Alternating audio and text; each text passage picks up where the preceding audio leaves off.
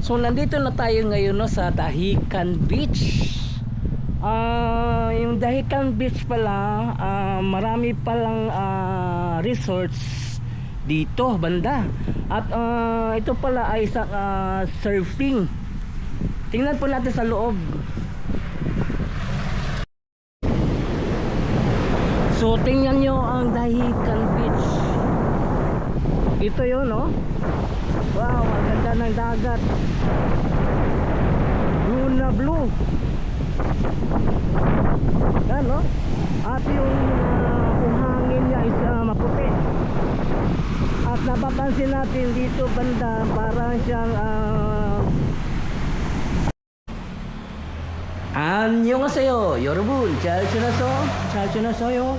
먹고 싶어 행복해서 만나서 반갑습니다. Ako po si Christopher Padal. Ngayong umaga po no, punta po tayo sa may Mati, Davao Oriental. I-explore po natin itong Dahican Beach. So first time ko po mag-vlog na ganito. At sa malalayo pa, sa may Mati pa. So samahan niyo ako. So tara, let's go. So first time ako nag-vlog ng ganitong content na malalayo. Puntahan po natin itong Dahican Beach. So wala pa akong idea kung anong maganda itong beach resorts dito sa Mati, Davao Oriental. So first time po natin na mag-vlog sa ganitong lugar. Dati yung mga vlogs po natin sa Davao, then Tagum. Ngayon naman magpapamati naman tayo, Davao Oriental. Mula dito sa Davao City patungong Mati, Davao Oriental, sasakay po tayo ng bus. Biyahe pa tayo ng higit na 6 na oras patungong Mati, Davao Oriental.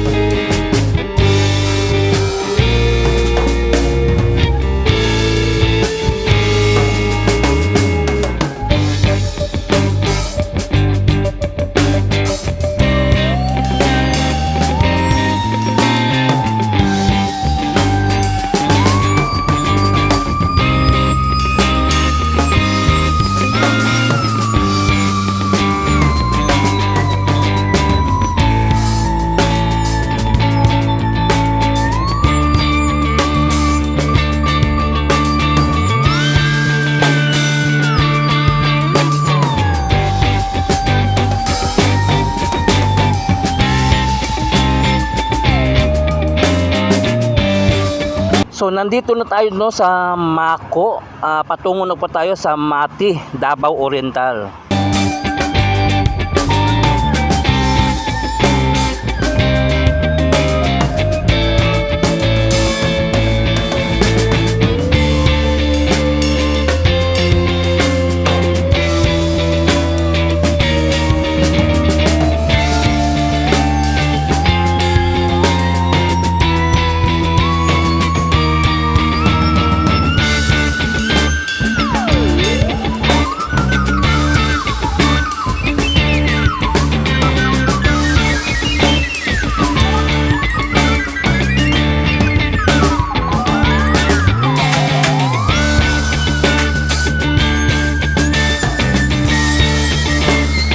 So dito banda sa may Pantukan, makikita po natin itong bundok na ito. Ang sa likod po nito makikita natin yung Mount Boringot. Sa dito banda makikita po natin itong nakalagay dito, Davao Oriental. So patungo na po tayo sa Mati. So dadaanan muna natin itong Banay-Banay. Davao Oriental.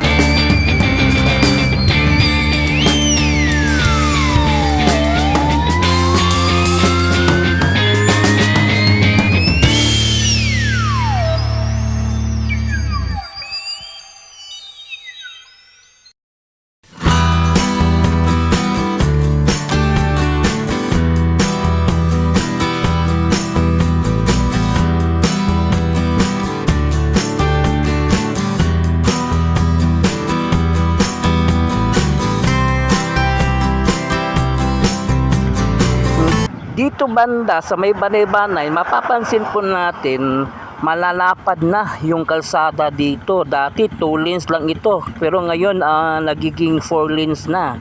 Ito po yung kalsada patungong Banay-Banay, patungong Lupon.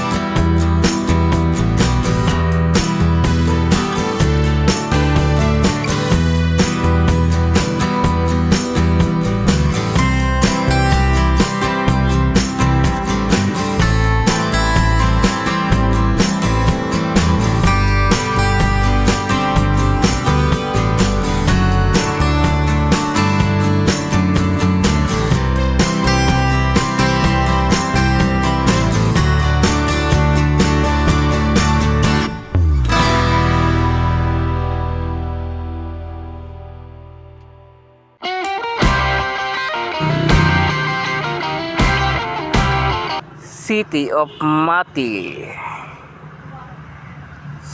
So, patungo na po tayo sa Mati, no?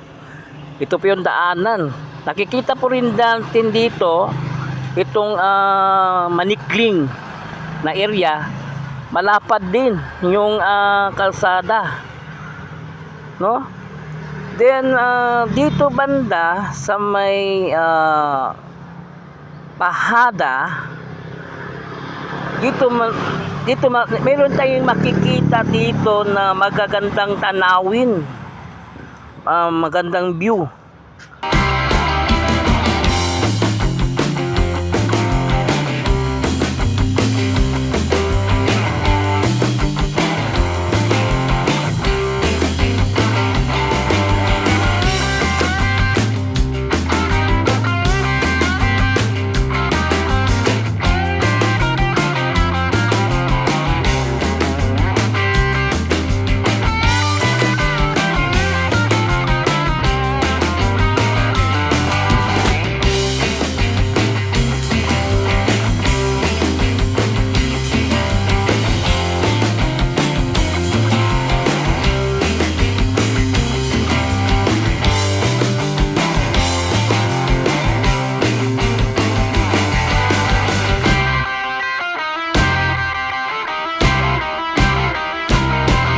Ito po yung magagandang tanawin, itong Bahada Bay overview. Tingnan nyo, ang ganda ng mga tanawin dito, oh. Yan, oh, makikita po nyo, overlooking po. Yan, dito lang sa Mati, Davao Oriental. Sleeping Dinosaur. na narating na rin natin itong Mati, Davao Oriental sa higit na 6 na oras.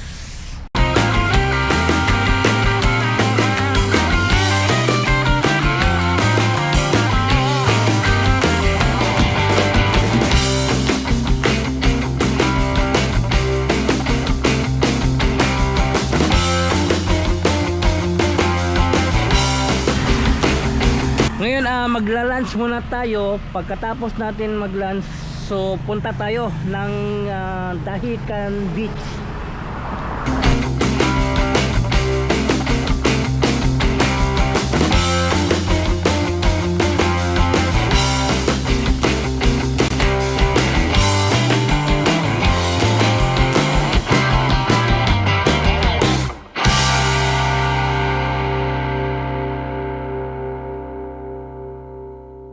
So nandito na tayo ngayon no, sa Dahican Beach.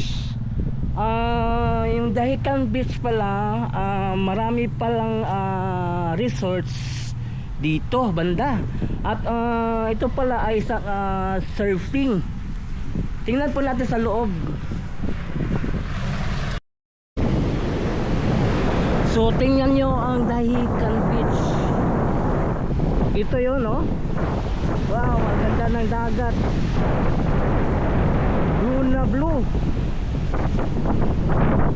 Yan no. At yung buhangin niya is maputi. At napapansin natin dito banda, parang siyang tidal banknet no. So mahaba, tapos malalaki yung alon. So maraming nagsisurf dito banda. So ito pala yung Dahican Beach no. Wow, ang ganda.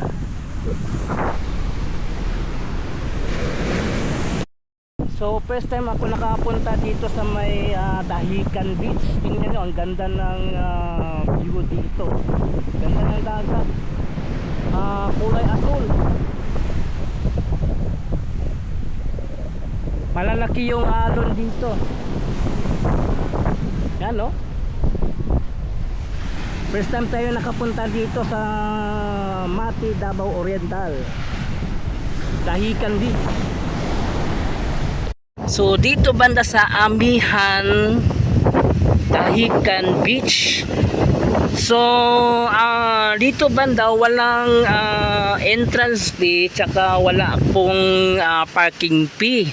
So ang renta po sa mga lamisa dito 300. So maganda yung place niya. So tingnan nyo ang dagat, mahangin at malalaki yung alon. Tingnan nyo ang mga alon ng Dahican Beach, malalaki yan no. At ang dalampasigan ng Dahican, tingnan nyo, ang ganda. Parang nasa tidal banknet. Oh, ganda.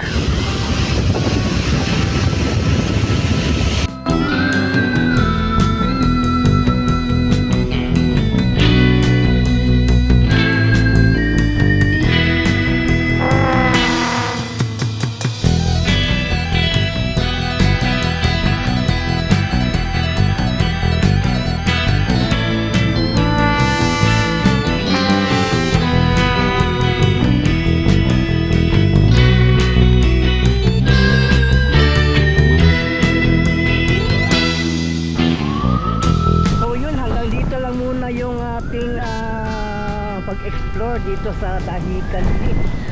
Nakita na natin, napuntahan na po natin ito. Ang ganda pala dito. Galing sa terminal papunta dito sa Dahican Beach, mga 40 minutes ang travel galing sa terminal dito sa may Dahican Beach. So yun, hanggang dito lang yung update natin. So please subscribe to my channel, Chris Pico TV. I-follow po lang ako on Facebook page, Chris Pico FB. So thank you for watching. Kamsahamnida, and God bless you all. Serranio.